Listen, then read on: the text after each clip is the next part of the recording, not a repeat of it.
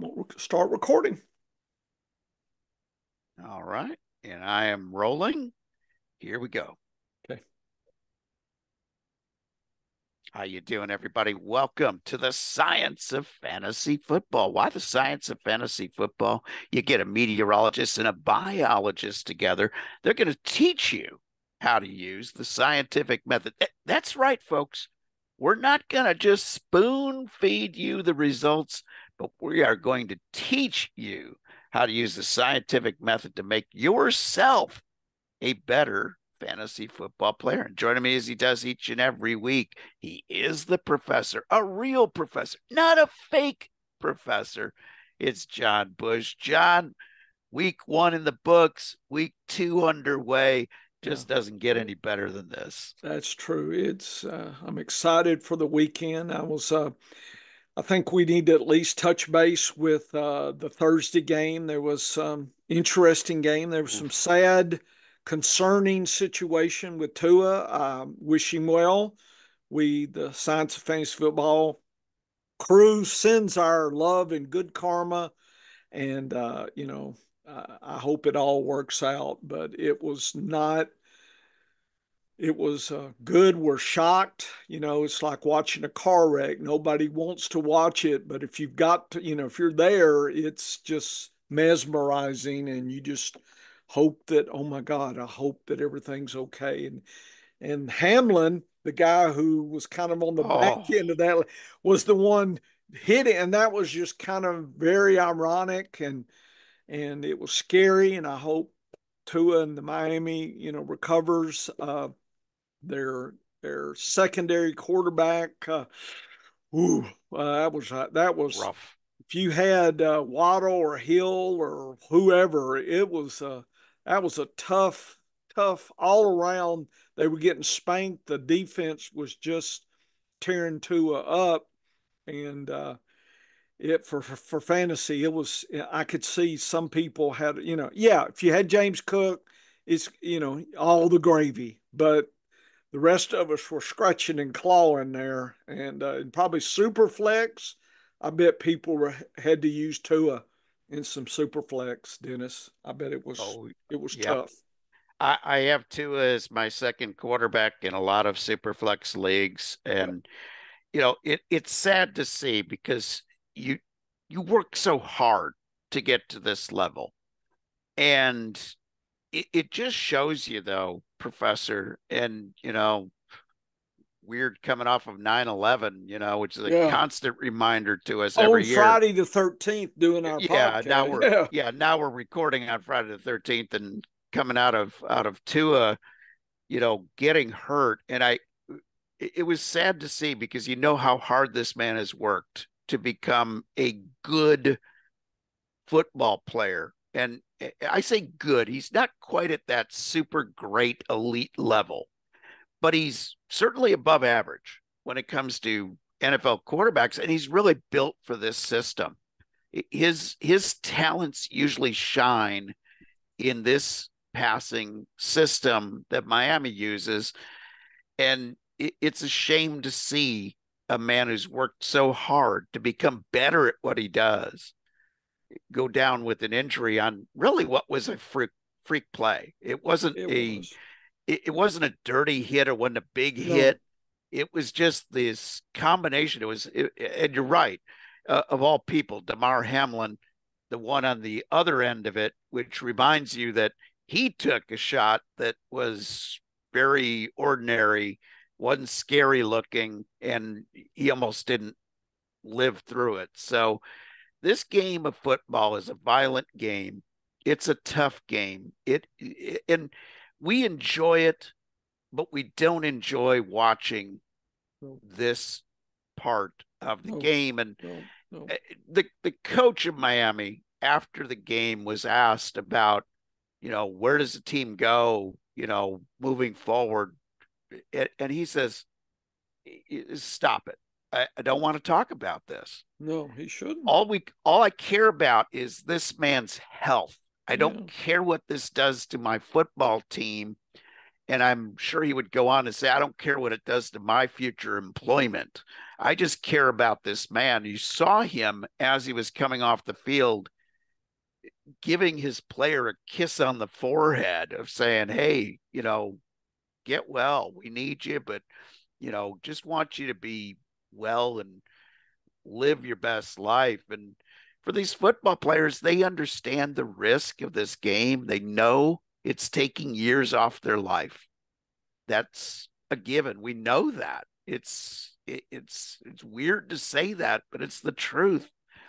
Football is bad for your health. There aren't a lot of 90-year-old ex-football players around for a reason. This is a tough game. It was worse years ago, but it's still a hard game on bodies and brains. And it was sad to see, but my goodness, the injuries that we're already having this season, Professor, it's tough. And we saw Puka Nacua, another fabulous player, go down. We saw Jordan Love get hurt, and he's not going to be back for several weeks. Hollywood Brown going on the IR now. Raheem Mostert already out.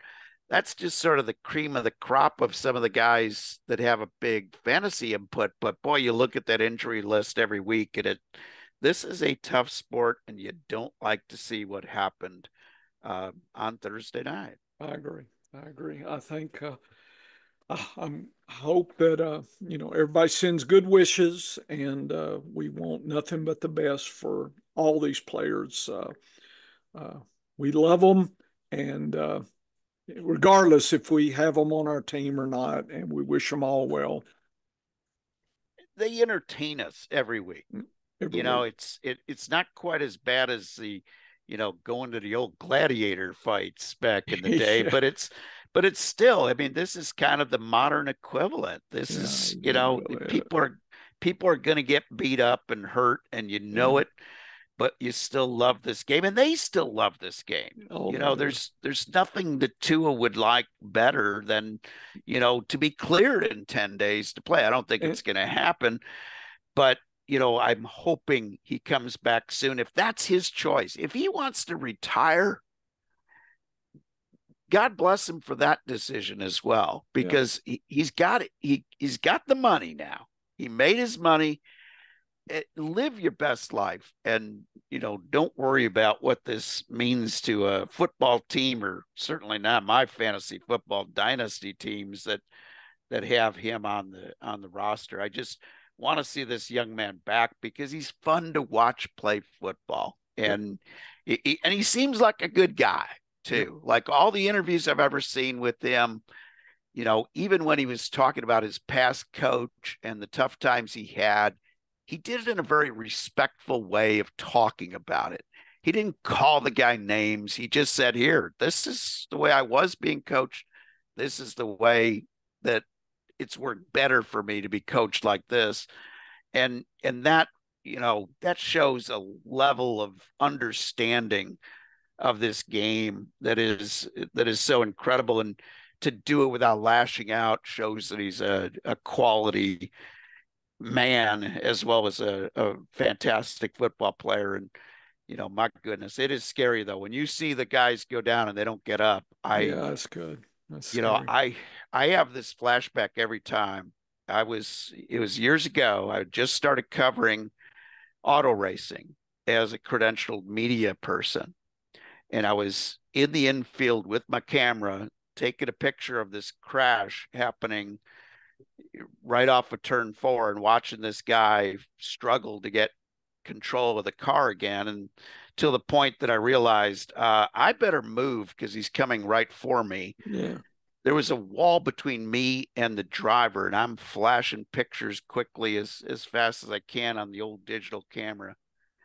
And the big impact came, and of course I bailed out long before the impact came, but I knew it was ugly, and I saw him hit, and I knew it was ugly, and the man was killed instantly, broken neck from the crash, and I couldn't go to the track for the rest of the season. This And was and Dennis, I've seen some oh bad at the horse track.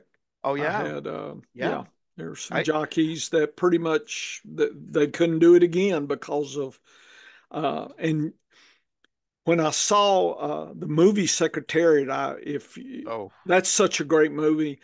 To think that the rails were made of wood oh yeah, and the jockeys could get impaled at 45, 50 miles an hour jumping out off the horse and getting impaled. you know if anybody wants to do that, just get your car at 50 and then throw the steering wheel out and see what happens. And that's oh kind of but there's a horse racing is to me scarier than football because they have an yeah, ambulance. Can you imagine yeah. if football have doctors and ambulance follow the team up and down the field? Every What would play, people yeah, think? Yeah, they do yeah. that to horse track folks. There there's an ambulance and EMTs following. That's how crazy that world is. And at least now the rails are breakaway and the material and everything's so much better now than, and of course in football, they didn't even have pads. What the last guy that didn't have a pad, Dennis and I learned, was 1943. Yeah. Dennis, we saw that at you and I, we were viewing the Chiefs Expo, or no, it was supposed to be the Fantasy Football Hall of Fame, but it looked like the Chiefs Expo Hall. Anyway, 1943, the guy, I think they finally made the last guy take some pads. And it was a crazy time seeing the early football players and, with the cast and the slings. And, it was, Oh wow. must have been an interesting type of person to play with no padding For this game. for about $35 a game back Yeah. then. Yeah. It's No crazy. And money. yeah, on the horse race side, I still think about this one because every time I see a horse race, a harness race now, and you don't see a rail, they have cones, and Yes. that is in part the Vince Tamburello rule at Maywood Park. And my dad owned a harness horse at the time. We were hanging out with all the drivers and some of the trainers up in the clubhouse every day. And Vince Tamburello was there with us before the races started, wearing his purple driving silks and the whole thing. Went down in about the fifth race. He died. That's rough. Was catapulted straight up in the air and landed headfirst on that guardrail on the inside. And like you said, that was wood. It didn't give, man. It was unforgiving. And that was it. I didn't go to the track for a long, long time. When you see stuff like that, it's horrible. And this is the same feeling I had last night. I was like, it ruined the game. It was like, I don't really care about watching this game anymore. It No, just, it it was sad. takes away your joy of what they're doing. But, Sunday I'll be watching again. I And, know. and hopefully by Sunday we have better news or good Good news news. Good news. on Yeah. Tua, that's for sure. Yeah. But injuries are a part of the sport, and we have to figure out as fantasy football players how we're going to deal with them. And the one that's really going to sting this week is the Jordan Love thing, because we're going to see Malik Willis under Mhm. center for Green Bay. Jaden Reed had just such a spectacular, he was the best wide receiver in fantasy football last week for week one. Yep. There's going to be a drop off. He is also questionable, but Malik Willis will be the quarterback this week. What does that do to Jaden Reed? I mean, Yeah. it's hard to figure. I've I'm put him in, he's in some flexes now, whereas last time he was in my main Yeah. thing. So now he's in a flex, and I took Christian Watson out, and he's in some flexes, and I am watching very cautiously, following everything to see where I'm at. But I'm thinking, if I can just get 13 points, just median, Dennis, I'm thinking, okay, let me slide through this week here because I'm looking, the whole season. But Yeah. So yeah, and I had to pick up some emergency because Love. If I waited that long and he was my one, then I probably, unless I was lucky and grabbed golf or somebody, which I did in a couple, smart me. Uh, I picked up Baker Mayfield just because of the Yeah. capacity, having Yep. Evans and just wasn't Baker. You could he was going later than Love, but there's weekly potential. So now I'm gonna have to patch and fill in my Love teams to see what's happening. Dennis, how are you dealing with the Love situation? Yeah. Baker Mayfield has been a regular go-to. Of course, I do a two quarterback build for Mm-hmm. all of my redraft teams where I'm taking two very good quarterbacks. So I already had Baker on a few teams as my backup. Good. Had had Caleb Williams backing up Jordan Love in a couple of other leagues, and Ooh, I'm telling you, after man, that last week, that first week, that just it was rough. we hope the trajectory's there. It's just maybe, maybe a lag, what we call in biology, a lag phase, Dennis, where it doesn't really move off zero, and then we hit log phase because Oh a lot yeah. of bacteria grow that way. It's the growth curve, and we have our students plot that, and uh, you know, uh, people ask, well, why do we worry about sitting there Thanksgiving dinner? Why do you want to put it up after a couple hours? Well, what happens, one bacteria can double in about 20 minutes. And Yeah. so if you leave it 4 or 5 hours out there, you're out, drinking and carrying on with the family outside, and you let that turkey out there, about 6 hours, Dennis, that one bacteria is doubled, doubled, doubled.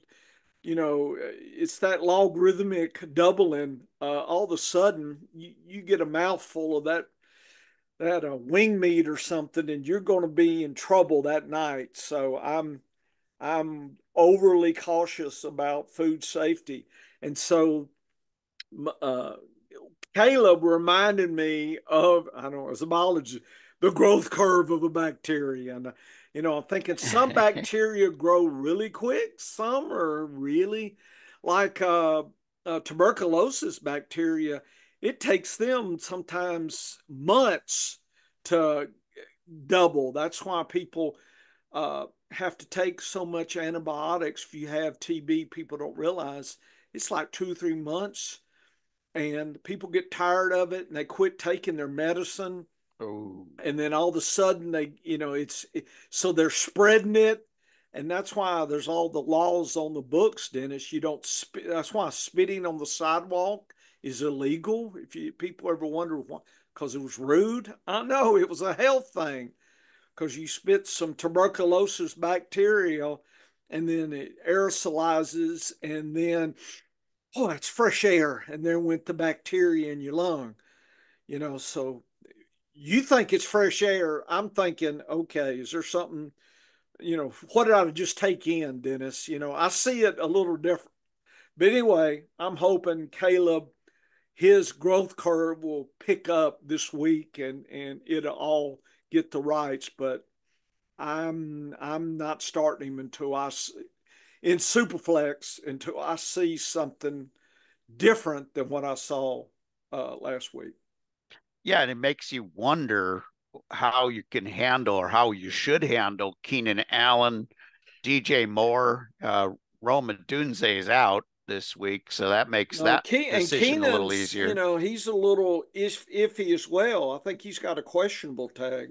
So Yeah, yeah. So I'm it's wondering, I think with Moore, Dennis, I would feel real confident if Allen didn't play, because I would figure he'd get more of the scraps, but two of them fighting in the under, kind of an under situation, scraps. There's not there. It's a thin cake anyway, and you're fighting over it. So that's probably how I'm playing that. Is I'll probably play one of them, but if in some leagues I have both, Dennis, I'm not playing, but I'm not playing them both this week. I know we love to do that. Like Devonta Smith and AJ Brown, I played them all last week. Oh I'm gonna yeah. play them both this week. Oh yeah. So to play them both, you have to use your common sense, and this is not the week to play both those guys. I don't think, Dennis. What you think about No, no, I want my quarterback to be well over 200 yards before I think about playing two wide receivers from the same team. And there's a lot of smart minds on fantasy football Twitter that I will listen to. I don't always agree with them, but Frank Amarante broke down the stats of what is perceived out there using Vegas props and also the Vegas lines with the change of quarterback situation. And he showed that if you look at the perceived points for this week, Greg Dortch and Jaden Daniels or Jaden Reed are very close. And you wouldn't think that until you break down the numbers. So be cautious with how you attack things. If you got a more risk-free option, this is where you go to it. But yeah, I'm on a wait and see. I was a little down on DJ Moore this year anyway. it? I liked Keenan Allen because I thought he'd be getting a lot of the short passing game, and I thought And I Caleb would thought be his good. price was Oh what yeah, we really liked. His price was price. cheap.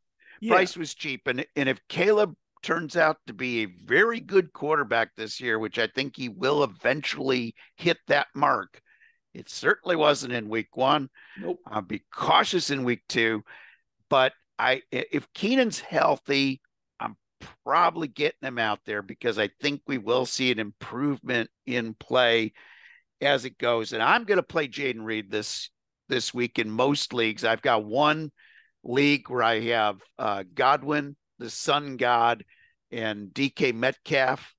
And I probably will sit Reed in that situation. I also have another league where I have Rice, Godwin, and the Sun God with Jaden Reed. It's nice having that luxury to sit Jaden Reed for that advantage. But boy, oh boy, do we have some interesting games this week, Yep. Professor, and Yep. it's time Our to squirrel and husky. dive into some of this games. And boy, what a spread this week from It's top to bottom. halves at 36, the knots to the halves at 51 and a half, say 52. So 37 to 52, Dennis. That's a broad range. We have a lot of squirrel games. Those would be below 42.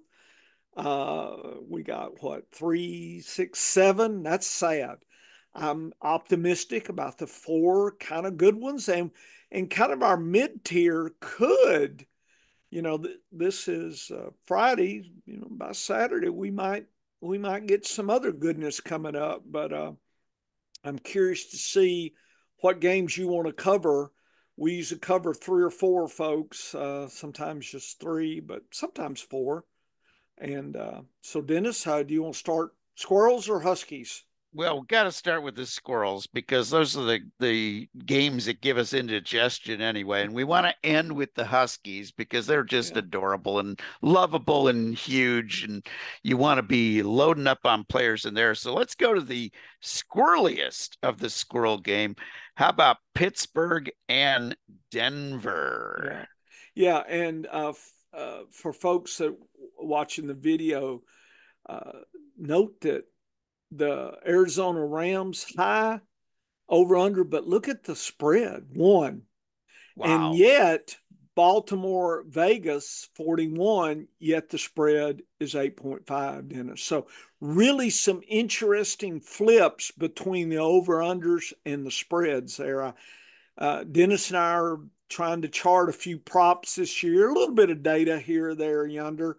And these are kind of things that really intrigue me. So, folks, if you're following along the score pad, You can use this. I'll have hard copies on the Science of Fantasy, and you can see our game breakdowns. It's all there. You can listen to the podcast. So let me turn to the squirreliest of the squirrels. Let's see. What is this? This is no 10.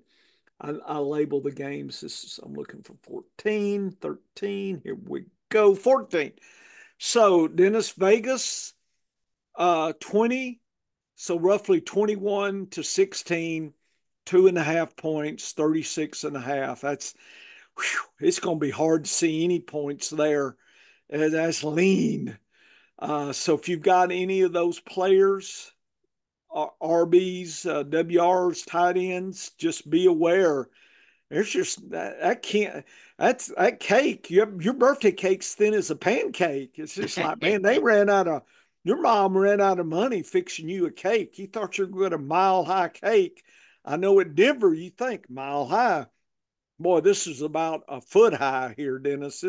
This weak sauce. The DAPs down here at the bottom, and folks, I'll have how you interpret this if you've never been with us before. But long story short, Pittsburgh is the favorite.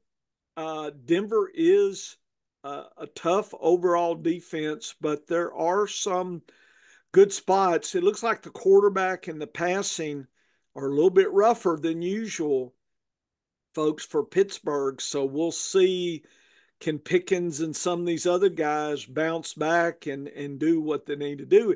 Looks like the rushing is interesting, and Freiermuth, Dennis, does have a little beacon of light there. I wouldn't play any of the defenses or the kicker. I think I'll find some better choices, but I do see Freiermuth, and the or trouble with Pittsburgh's RBs is who you play. It's almost a 50-50 split, and so the pancake split in two, Dennis. Imagine your sadness and share your birthday cake with others. Denver, Pittsburgh's pretty tough, but again, tough against the passing and the quarterback. They also have a tight end and an RB kind of, a little bit brighter spot there. The kicker might be interesting in Denver. Denver's playing at home, but that might, help the kicker a little bit. My home away splits, Pittsburgh is the favorite, but they're playing away, and they love to rush in away games. 18% above normal, which plays right in to the Denver defense. It's a little loosey goosey there. That's interesting. Passing's about 7% lower, so that might. Everything that Pittsburgh wants to do, at least based on last year, Dennis, I hadn't got this year's data yet because we just have 1 week, has that.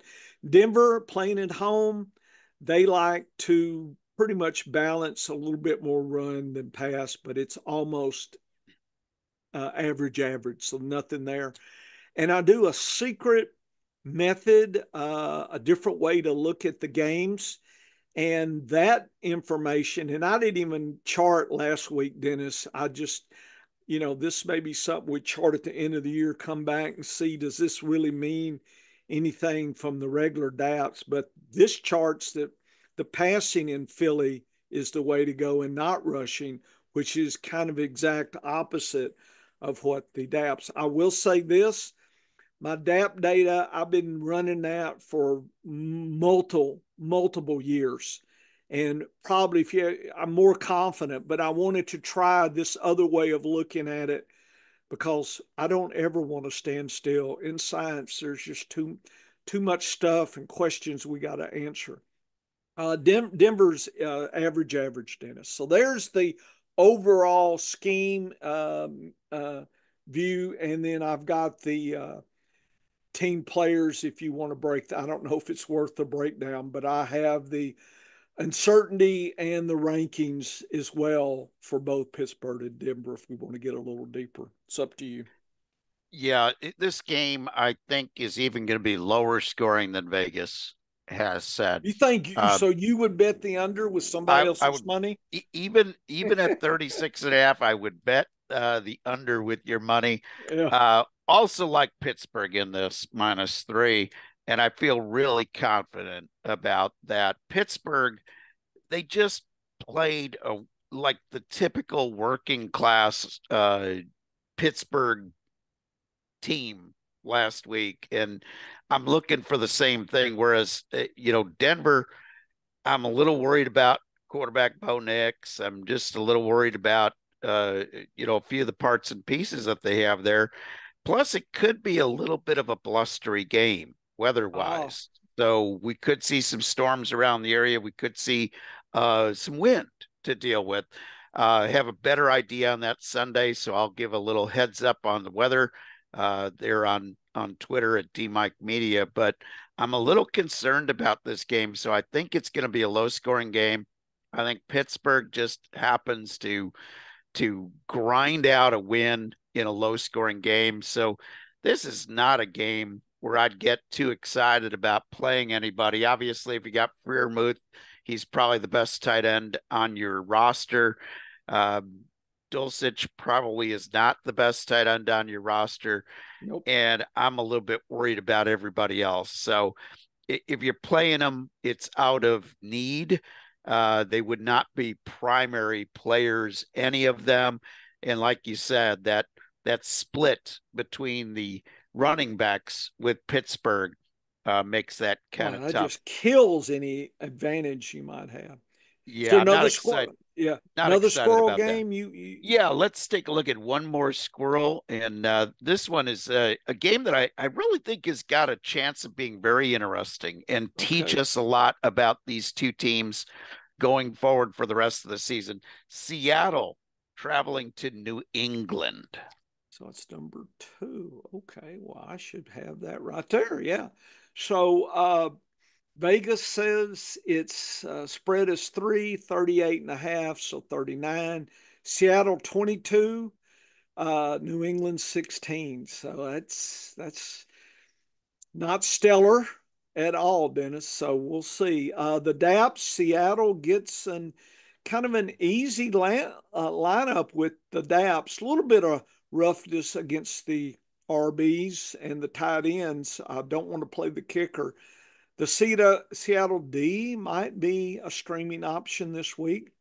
New England, the bright spot is Ramondre Stevenson, who I will be playing. I know this is some sadness, but if I can get my 13 to 16 points, I'm going to be happy. And Hunter Henry might be a secret if you've got Njoku and he's out and Ferguson's out and Hunter Henry's, out there on the waiver or whatever. He could be, get you a touchdown here kind of thing. So he could be an emergency fill in for Njoku or Ferguson this week. But the DAPs say it's going to be pretty tough passing here.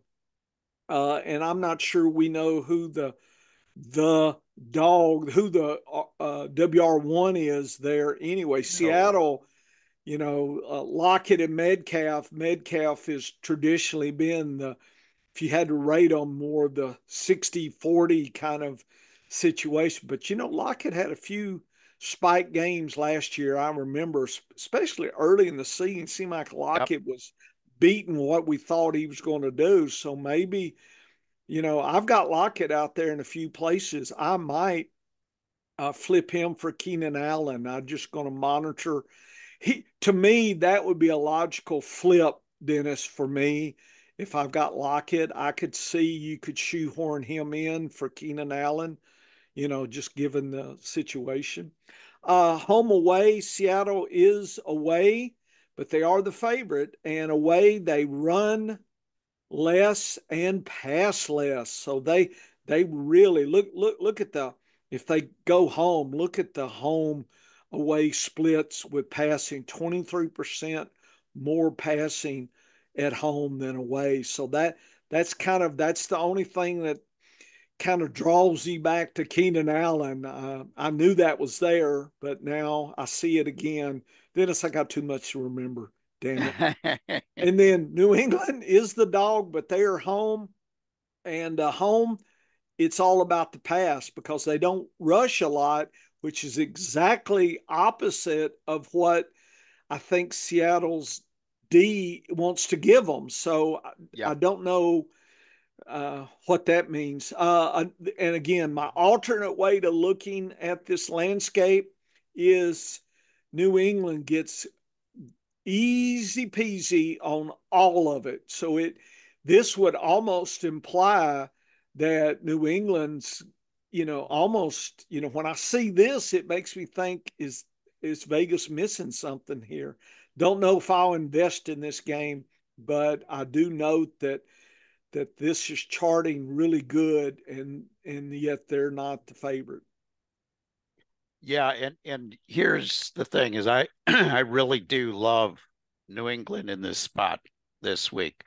I think their defense is a little tougher this year than last year's data is feeding the DAPS. Yes. I think this year's defense might be a little bit better. But what New England was really good at in week one was controlling the tempo of the game. Stevenson all day long. Lockett comes into this game with the questionable tag, but in the past, when he's had the questionable tag, he's played and he's played well. So I'm not worried about that, but I would take New England and the 3. I think that 38 is a good number, though. 38 and a half. I don't think that that is a number that I want to bet into. But I'm taking Ramondre Stevenson all day Oh long. yeah, I'm playing him. Yep. But on the receiver side for New England, if you Yep. count the tight ends, Mm-hmm. there were 6 players that all were involved in the passing game last week. None of them had more than 5 PPR points. Well, just to And let you know, I got Hunter Henry rake 41, which is yeah, yep. but way better than DeMarco Douglas, Polk, Oh yeah. Yeah, and you're guessing. Osborne. You're Yeah, guessing. When it comes to the yeah. wide And receivers this week, Ramondre, you're I got guessing. him at almost 80, which is a 1-2 type, and so that tells me I'm going to play him as my 2 type. And anyway, folks, you can see all my player metrics right break down the uncertainty levels, but I got it highly uncertain. Some of that just because that lower score and just the tradition of New England. They're a little bit could be a little risky, but anyway, Dennis, we're doing some squirrels. You want squirrels? Nope, we've had it with the squirrels. Oh, okay. Let's go to some Huskies. Husky games and let's pick. I guess we'll wait to do KC last since that's Nah, your. we're gonna no, we're gonna No, do you. that one next. Oh, Cincinnati, okay. Okay. Kansas City, because it's not quite the best of the Husky games. Okay. Let me. I thought you like to do them last year. KC, I Vegas. ever since I saw that new Taylor Swift play that you sent me, Yeah, I wasn't couldn't that wait. wasn't Couldn't that wait to get interesting? That's that secret play they got where Taylor comes oh in and catches. And anyway, unbelievable. yeah, it was She's crazy. got some Great. dance moves, man. She's gonna get Well, away from yeah, everybody. what a touchdown celebration. Yeah. She will shake it off after she catches that touchdown from There you Mahomes. go. There you go. KC, Cincinnati, 30-18. KC is the favorite. Spread is 6, 48. That is a nice number. That 48 and above is something we look for we want lots of points. So I start getting greedy when I see something 48 and above. I start getting rubbing my feelers together, want lots of PPR goodness. And KC is at home. Cincinnati's easy in the passing, and look at Kelsey, extra easy. Last year, Cincinnati D, they just they just had a little coupon they gave to every tight end they played. Said, please, it's good for 1 touchdown, maybe 2. So, if you believe that, Kelsey's good for 1, could slip in 2. Wide receivers, Rashee Rice should spank the Cincinnati D. and Mahomes should do his trick. Pacheco's going to have to earn his biscuits. It's his week to play a little tougher and show he's going to help them get their three-peat there. Kicker should be fine. Defense, I think I'll pass because Cincinnati's crazy. But Cincinnati going against a tough defense, very tough against Burrow. I'm not sure Burrow gets healed on this game. Uh, you might get Cincinnati does turn the ball over a little bit on occasion, at least last year. So Cincinnati could be a streaming D. I'm not playing them, but they could be. Just to let y'all know, I'm playing a lot of Indianapolis and the Chargers this week because of that. So if you need any recommendations, that's who Dennis. Indianapolis calls Malik Willis, right? Oh, is that yeah. yeah? Yep. So anyway, and the Chargers against Carolina. So it may be early on. Whoever's playing Carolina, you want the D. Okay, so you heard it here. I mean, if if the Chargers go off on Carolina, you're going to hear that mantra. I mean, most people are awake anyway, but it will be on Twitter. But I'm saying it now. Uh, but anyway, the only thing with Cincinnati is Zach Moss, I guess, is the new guy now, right? I keep Yep. thinking Mixon, but he's gone. Easy. KC's at home. They like to rush a little more and pass a little less, which is kind of opposite of what the Cincinnati D wants them to do. So that's what it says is that now. Cincinnati is away and they like to rush a lot more and pass kind of less. And that's exactly what KC's given them. So some of and again, Janice, I hadn't had time to chart all this. When you see these kind of things, does it work out that way or not? The alternative way to look at it says KC passing all day long and rushing's okay. Cincinnati, you don't want to pass, you do want to run. So the home away splits, the DAPS, and this alternative method are all heavily leaning on Zach Moss, Dennis. So I don't know if he can handle that pressure. I got him as a 63. I'm still a little suspicious of him, but that's probably more of a solid 2 for me because KC could just blow it up. And I just don't know. In other words, if Moss needs to get his points early, folks, because KC could start spanking them. And then all of a sudden they're going to be throwing bombs to Chase and Higgins may not even play. So that's that scenario. That's why Moss is not. If they were playing a different team, Moss would probably be higher. But I just think Kansas City's just going to get ahead of them 2 or 3 touchdowns, and they're not going to have the patience to play. Just feed Moss. What you think, Dennis?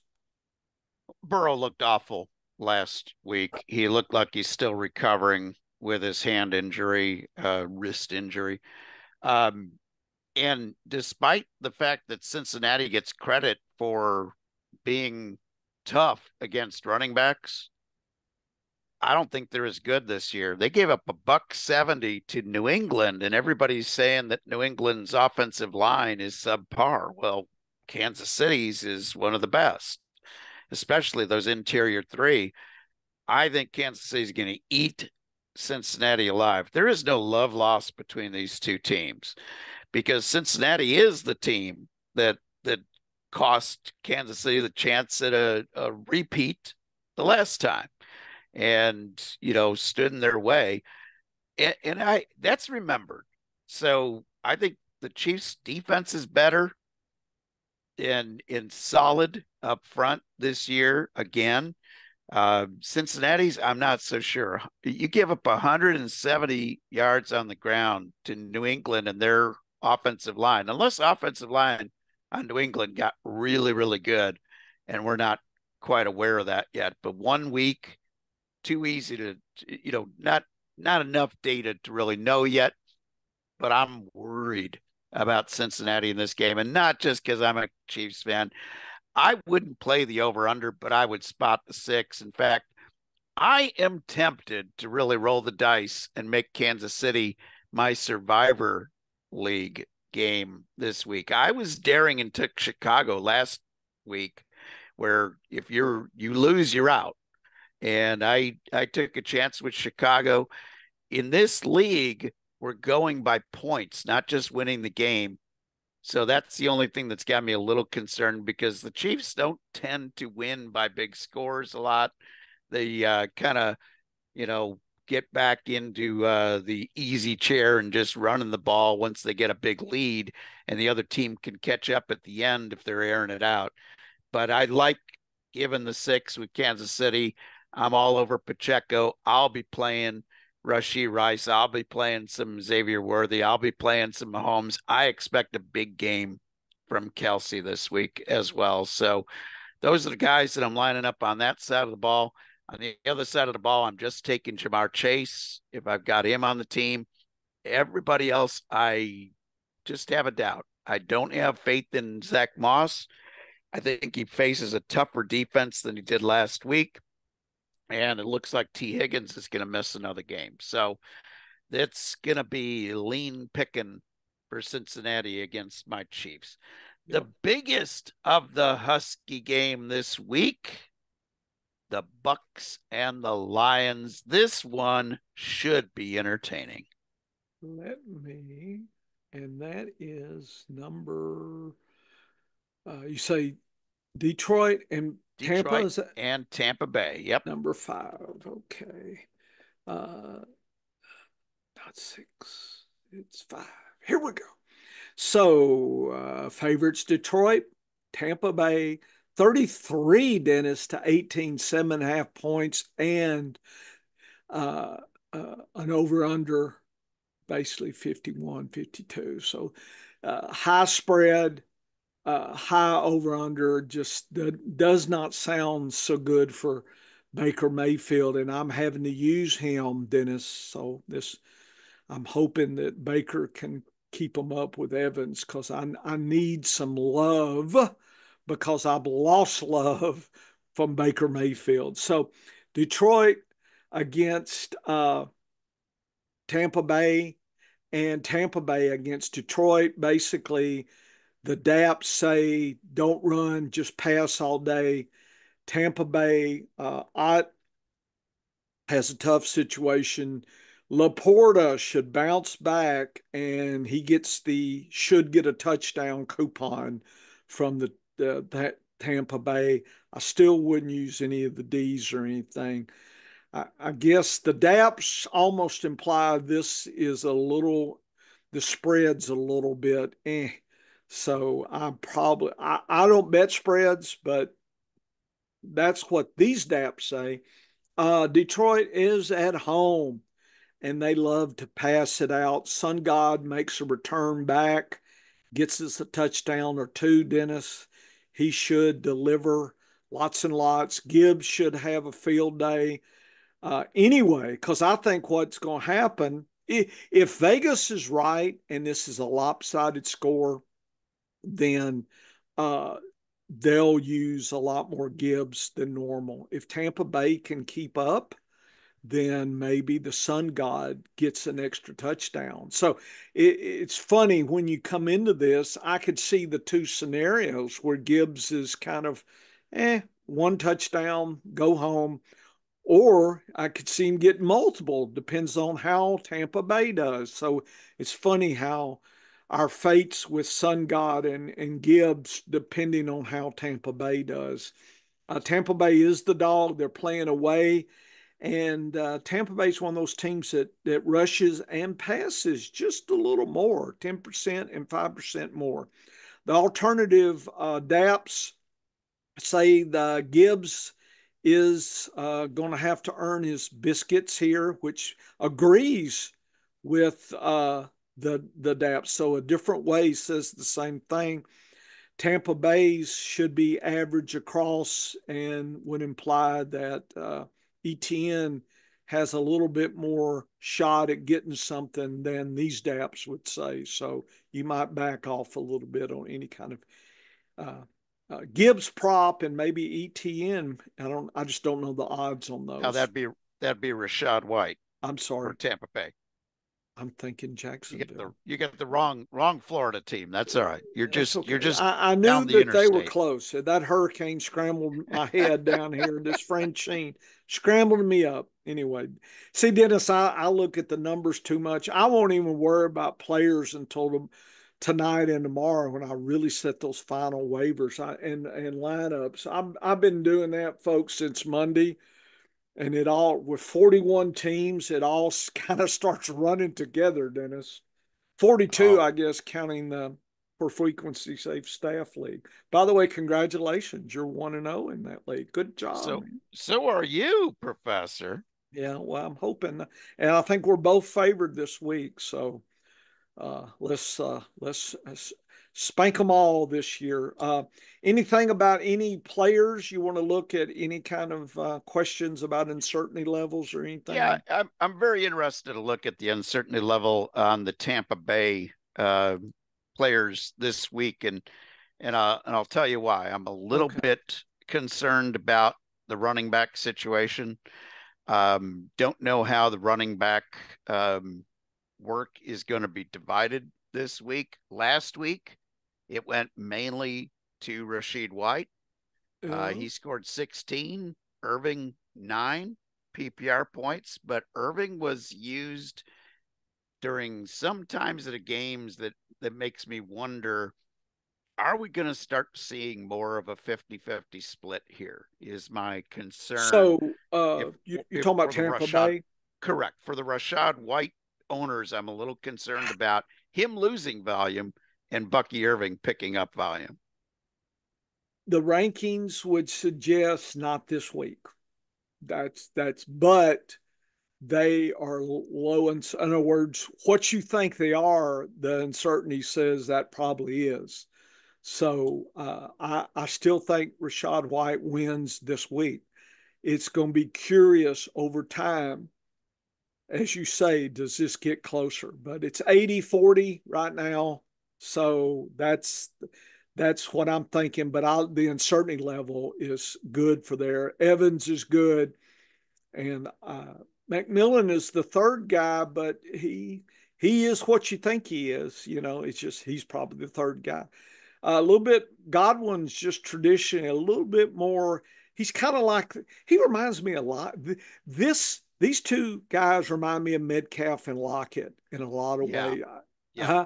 As far as just production, I don't know about the X's and the Z's and all that stuff, but that's just kind of over the years I've watched these two, and Evans and Metcalf always seem to deliver, and but the Godwin Lockett could get you 0 touchdowns or two. I mean, they could really wake up, and they're almost a little bit more in best ball, the Lockett Godwin, than the Metcalf Evans, at least. And that's just probably just my head how I see that.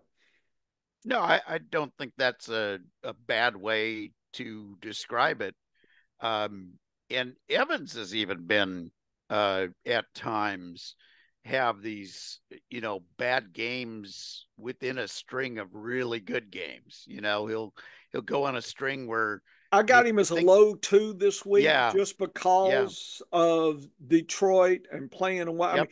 all that. So this would be higher if they were favored against, say, Carolina. This would be close to 90 something. So, And I love both of these guys this week. Chris Godwin back in the slot where he belongs, produced last week. Mike Evans, yeah. old reliable. He produced, and of course, Baker Mayfield was one of the top quarterbacks I got in him production last week. regressing this week a little bit. I'm not And, happy about that. and that's a smart move. That's a smart move by the data to But be I don't have showing. anything else to flip to No, cover Love, Dennis. no, I'm in a bind. no, but Either him or Carr. And Carr's playing Dallas, which I'm worried about. So it was a bind for me. yeah, Mayfield had a huge overproduction week. There's no question about it. He's only got one other game over the last 2 years where he scored as many points. So we know he's going to be down versus last week, but I think he's still going to be productive. I think he's still going to give you, 25 points, and you'll be happy with that. On the Detroit side of things, I am a little worried about the running tandem this week. So tell me if I'm right to be worried about the running tandem with Detroit. See, I love Gibbs. I think I'm ignoring the daps, Dennis, because when I make these, I try to ignore and just do in a vacuum kind of thing. So, folks, every piece of the metric is never the end. It's just part of the gumbo. And I think that's where being a biologist for basically all my life and looking at all these different points and stuff and blends it together to make my final decision. So if I've got him, I'm probably playing him. This may be overshooting his case, but I like David Montgomery in a vacuum as well. I like both these guys this week. So I think I'm higher than the DAPS would say, Dennis.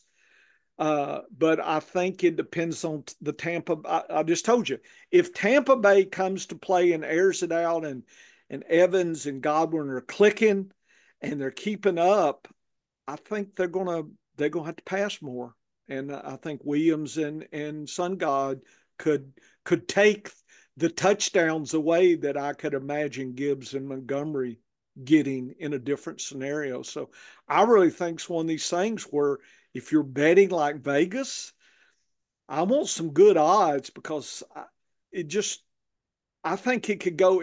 It's almost like I'd almost bet the second half.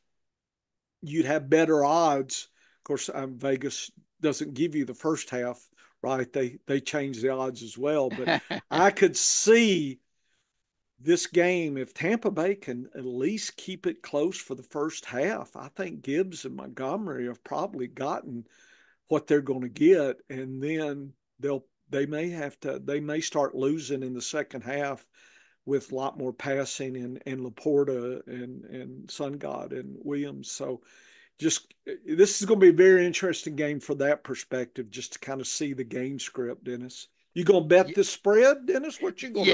Yeah. I love the Bucks at Props. plus. I love the Bucks at plus 7.5. I love the over in this game. I think this is going to be the highest scoring game of the week.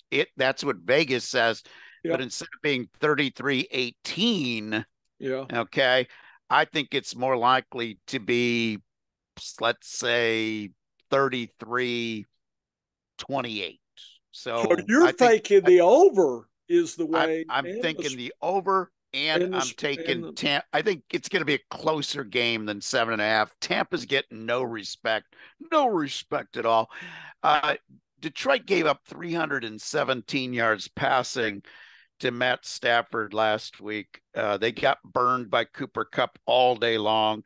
Now they've got two Cooper Kupps to face with Evans and Godwin. I think the 1-2 punch is going to wear them out.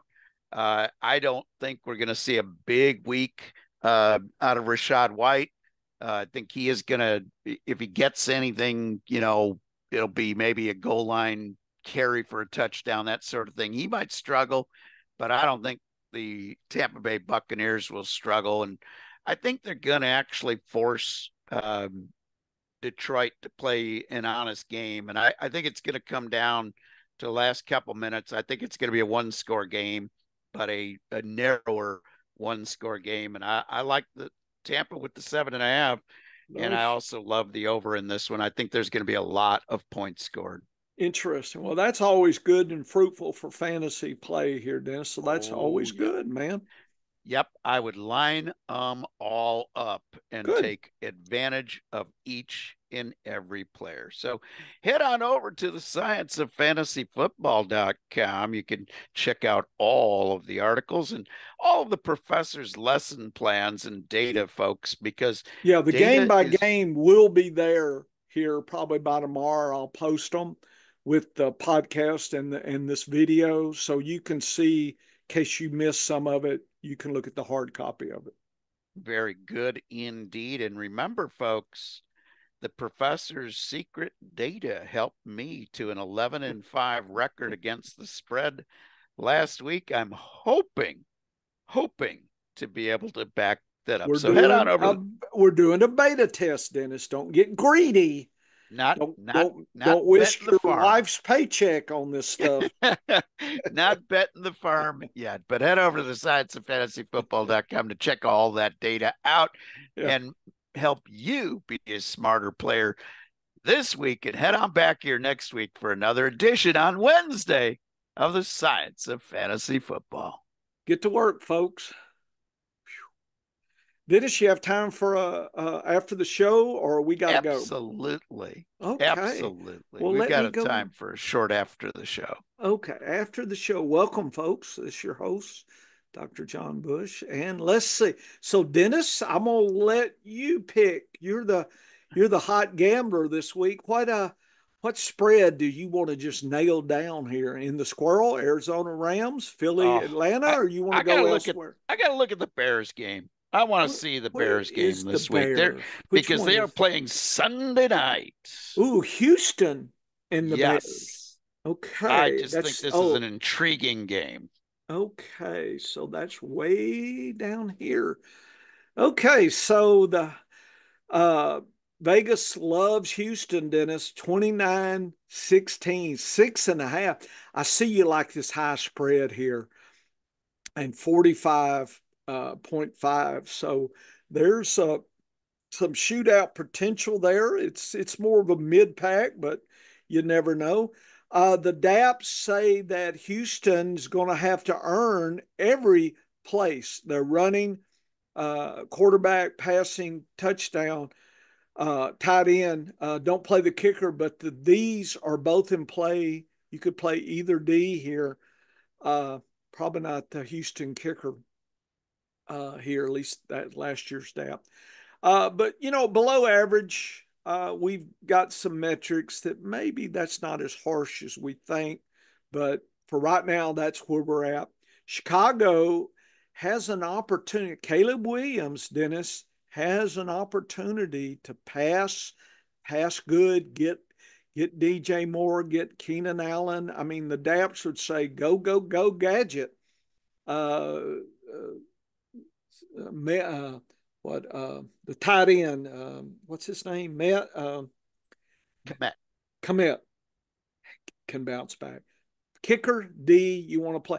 The only thing Chicago has a little bit tough running. So our friend Swift, I'm hoping that this DAP is not real.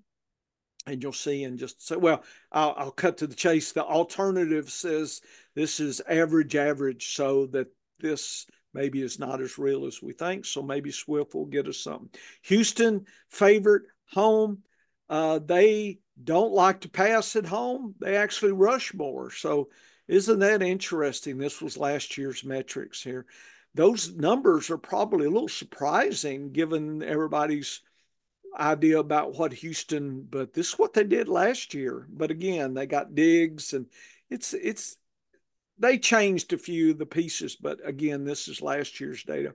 Chicago away, they don't like to rush. They love the pass, and that's exactly what the DAPs say they should do. So I'm worried about Swift here, this DAP, this tendency not to 21% less rushing, Dennis, in a way. So that makes me sad for my Swift shares. But I'm liking my Keenan Allen more, 5% better. So, and easy DAPs, average DAPs. I'm hoping it's going to be good for us this time. Houston in week 1 gave up over 300 yards in offense and another 100 yards in the kick return game. So they gave up over 400 yards in offense against the Indianapolis Colts. Look what they did in 2023. These easies are because of that. So that continues then. Yeah, and they had over 400 yards and they only put 29 points up. So Vegas has them at 29 points, and that's all they did against Indianapolis, who is not as tough of a defense as Chicago. So I think this game could be a little bit closer. I think I would go on the underside of this game. I think it's going to be maybe low low 20s for Houston, teens for Chicago, putting it around 40 points maybe. So that's kind of where I expect this game to be, is a lower scoring game, and for Chicago to be hanging around and have a chance here because of their defense. And if they can force some turnovers, which is something Indianapolis did not do last week, but something that Chicago is very good at doing. Yeah. The Bears could pull off a crazy upset here. That's all I'm saying. I think it's going to be a very entertaining Sunday night game, even though the spread says comfortable win for Houston. I think it's going to be a close game. That's great. That's great. Well, good job after the show. It feels a little more relaxed here. I just will say for our folks that listen to after the show that Dennis and I are working hard on these props and stuff, and it may not be till next year. But folks, I don't want to jump ahead. Dennis had a great first week. We're hoping we see multiple good weeks coming, and I'm working on some passing yard props and some things. But this is 1 week. It's way too early to make any flag planning going on there. But we're testing. We're doing lots of tests this year, and it's just I'm more excited to be playing next year, Dennis. I'm ready for preseason. Get this season over, ready to collect my dough, and start researching lots of good stuff again. So I'm ready to go that way. Very cautious. That's the best way to play early in the season, folks. You do not want to use a lot of your bankroll. I already cashed my prop for the week. If CD Lamb gets 1/2 yard or more, it can beat 1/2 yard on I don't understand yards. Those props. They give those props to try to make you bet. Is that they're the idea? Trying to lure you in, and you have to add two more. You have to add two more. I added three more this week, and I was right on two of the three. So again, I've taken the cautious route. So I will make 1.5 times on my money, on my investment. And no, I'm not putting big bets out there, folks. This is just a test case to see how well we're doing.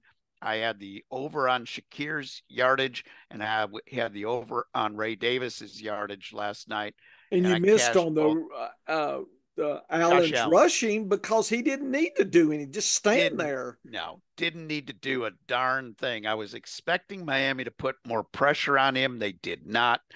And as a result, I missed that one. But I took the cautious approach and only needed to cash two of those three in order to make 1.5 times on my money. I'll take that bet any time at all. If I had cashed all of them, I make 6-1 on my money. So that's great. I sacrificed a little of the top end, dropping from 8-1 to 6-1, in order to have that safety of 1.5 if I miss only one of the props. So Dennis, why don't you give us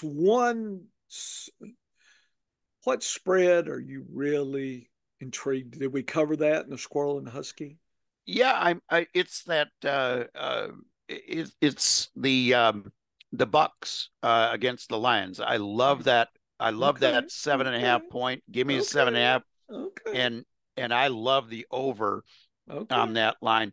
As far as a prop that I really like this week, and it might shock you, but I think Malik Willis, while he's not going to be Jordan Love, he's not going to be as bad as Malik Willis has had. The over-under on receiving yards for Jaden Reed this week is less than 20. So I'm going to take that. Vegas for that. What did they say? They say where Indianapolis, Green Bay, it's 2.5 points. So it's a low spread, Dennis. Yep.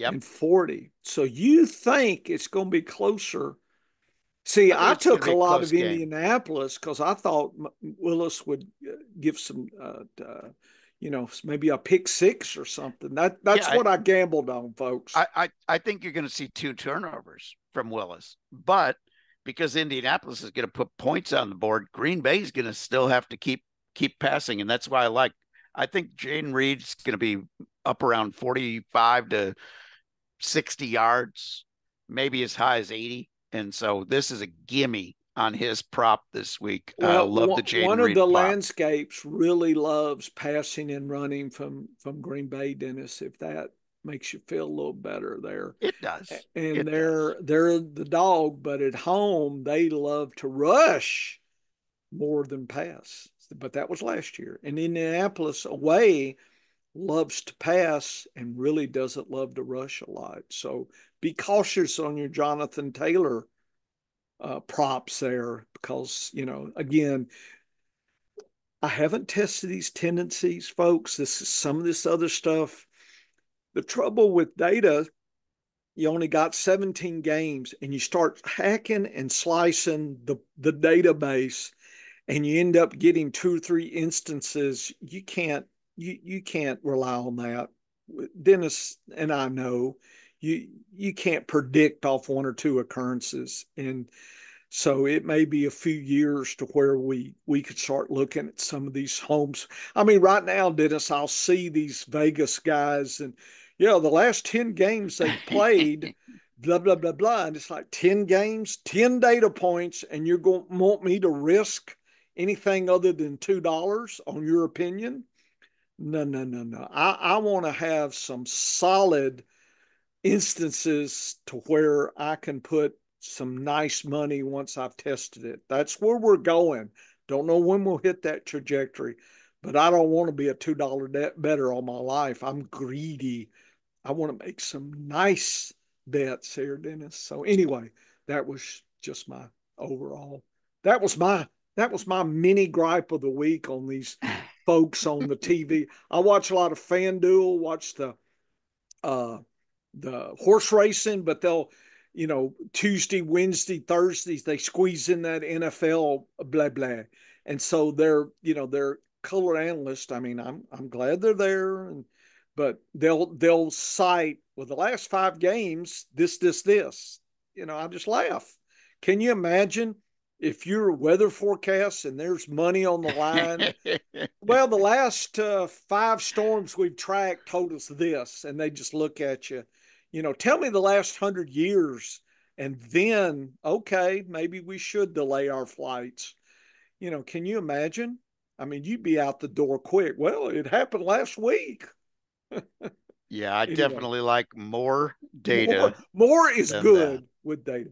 Okay, thanks for the listening to After the Show, and this is your host, Dr. John Bush, and having my partner in crime, Dennis, here, and we will see you next time. Woo woo! This is so much fun, Dennis.